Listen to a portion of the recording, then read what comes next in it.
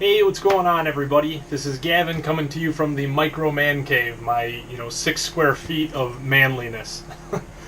So, listen, a lot of you guys actually asked me as I was going through the Mongoose if I would make a video about the brakes and how to install them. I had made a video months ago. It was actually the first video I ever shot, but for whatever reason the footage went missing and I never posted the video. Well, I found the footage, and I'm going to post the video, but take it easy on me because it was literally the first video I ever made, but I think it'll still be helpful for you guys. So check it out. If you've got any questions, throw them down in the comments. Otherwise, enjoy.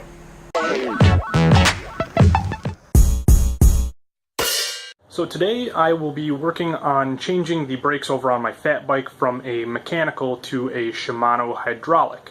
Now, they come as a pre-sealed kit.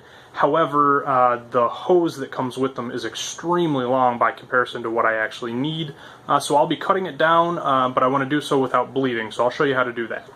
So you see I've just got my hose kind of loosely put in place where I expect that it'll be using zip ties. And what I've got is the caliper is actually hanging off in the rear right here. So what I went ahead and did is I pulled the pin for the brake pads and I actually removed the pads. And then if you can see down in there, I've actually squeezed the brakes until the pistons came out maybe, I'd say a 1/16th to an 1/8 of an inch.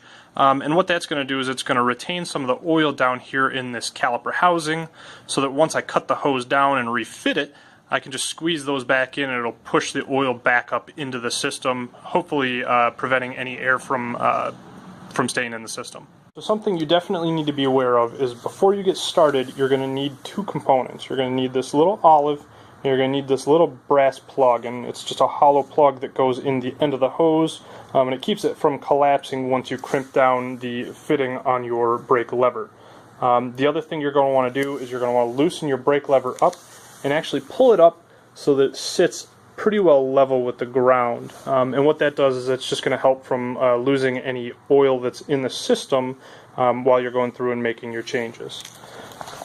So the next step, what you're going to want to do is you need to pull this little rubber boot off of the end of the brake lever fitting and just pull that back so that it's kind of out of your way, okay? Once you've got the rubber fitting moved and you've actually leveled out your brake lever, the next thing is going to be to loosen the fitting between the hose and the brake lever itself. Now that's typically on a Shimano, it's going to be an 8mm, and I'm just going to use an open-ended wrench to loosen that fitting.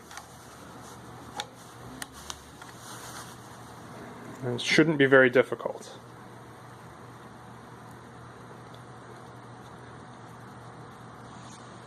Got that fitting loosened up, you'll see it actually slides back on the hose, and you can just kind of wiggle the brake line a little bit and you'll see it pops right out like that. And there you can see the original olive and the original fitting in the end of the hose. So what we'll be doing is just make sure you hold this up above where the caliper sits. If it drops below, you're going to lose oil, and then you're going to have to end up bleeding the system. The next step is to measure how long you'd like the hose to be so that you can mark it for cutting. So what I do is, consistently, I've done this a couple times now, and I usually have to cut about 7 to 8 inches off, and I ride on a large frame, so it may be a little bit more for a medium or a small, but you can see that's about right where I'm going to cut it off.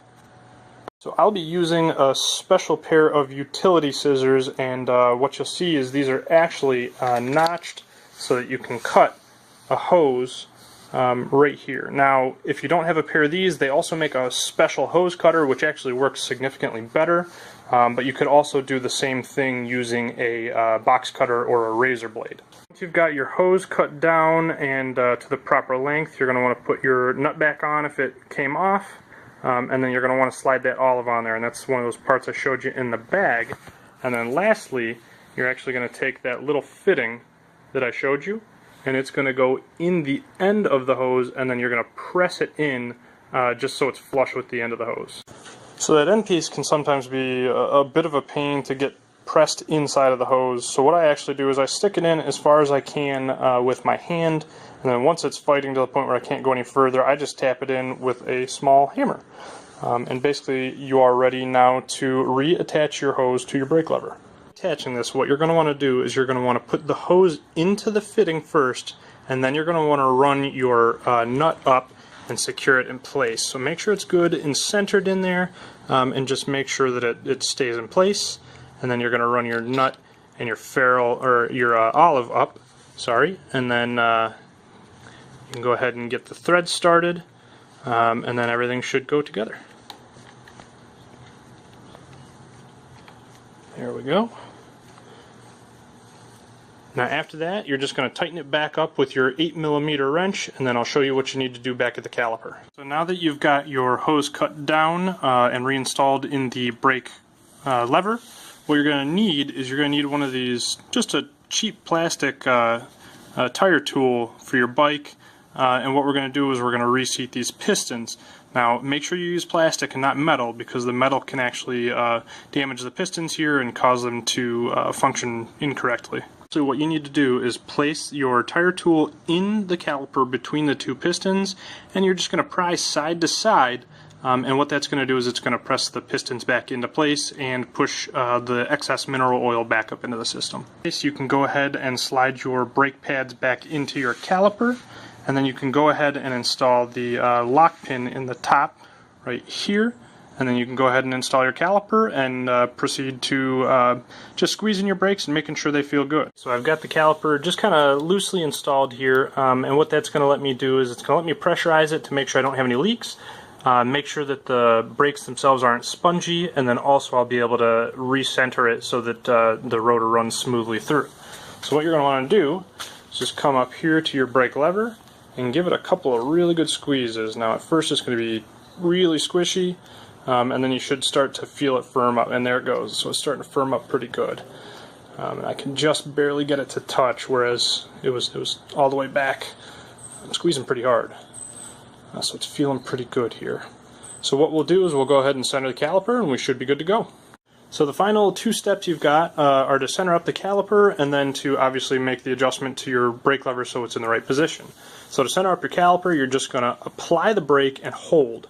Make sure you hold it the whole time while you're working, and you're going to come back here, and I'm going to release it because I've already tightened it, but what you'll do is you'll tighten down the two mount nuts for your caliper, so here and here. And what I do is I keep constant pressure on that brake lever, and I just tighten these down about a quarter a turn at a time, alternating between the two until you get them nice and snug down. And what that'll do is that'll center up your caliper right on your rotor.